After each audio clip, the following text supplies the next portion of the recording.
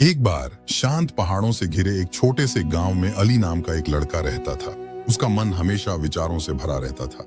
हर दिन ये विचार आते जाते रहते थे, जिससे वह अंदर से थका हुआ महसूस करता था। वह ठीक से सो नहीं पाता था। अब वह ज्यादा मुस्कुराता भी नहीं था। छोटी छोटी बातें भी उसे बेचैन कर देती थीं। एक दिन अली ने लोगों को पहाड़ियों के एक दूर गांव में रहने वाले एक बुद्धिमान बूढ़े आदमी के बारे में बात करते सुना। लोग कहते थे कि वह कभी शहर में एक प्रसिद्ध मनोवैज्ञानिक थे, जिन्होंने कई लोगों को मानसिक शांति पाने में मदद की थी। अब वह जीवन के शोर शराबे से दूर प्रकृति के पास शांतिपूर्वक रहते थे।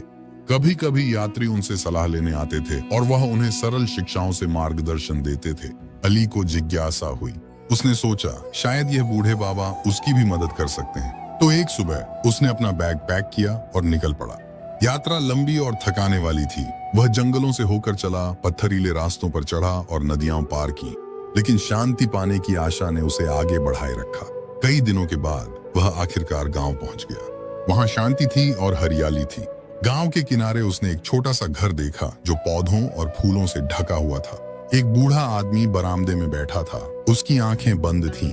उसका चेहरा शांत दिख रहा था, जैसे उसमें कोई चिंता ही न हो। अली उसके पास गया और धीरे से बोला, गुरुजी, मेरा मन हमेशा बेचैन रहता है। मैं सोचने से खुद को रोक नहीं पाता। मैं अपने दिल में शांति चाहता हूँ। क्या आप मेरी मदद कर सकते हैं? बूढ़े आदमी ने अपनी आंखें खोलीं और मुस्कुराया। उसने कहा, तो तुम शांति की तलाश में हो? मेरे साथ आओ, मैं तुम्हें एक काम दूंगा। वह अली को आंगन में ले गया और एक गिलास पानी को ऊपर तक भर दिया।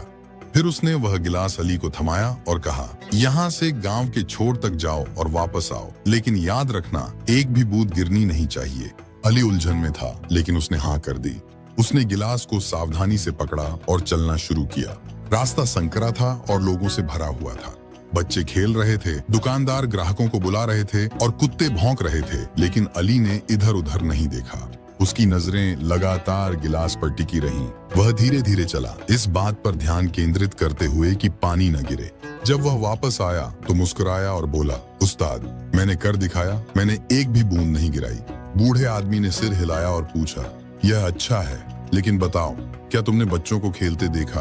क्या तुमने कुत्तों को भौंकते सुना? अली हैरान होकर बोला, नहीं, मैंने नहीं देखा। मैं तो बस गिलास ही देख रहा था।